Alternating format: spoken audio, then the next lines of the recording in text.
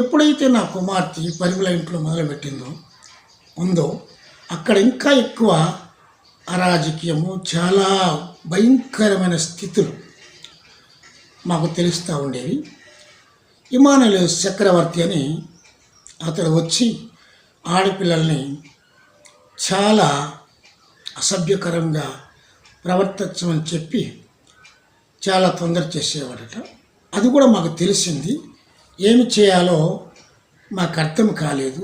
తీసుకొచ్చేస్తే ఈ యొక్క ఎల్ఏఎఫ్కి పెద్దలైనటువంటి జోషువ డానియల్ గారు, లిల్లీ డానియల్ గారు, వాళ్ళకు ప్రియముగా ఉన్నటువంటి ఇమానుయేలు చక్రవర్తి ఏమన్నా చేస్తారన్న భయపడి మేము వెళ్ళేవాళ్ళము కాదు.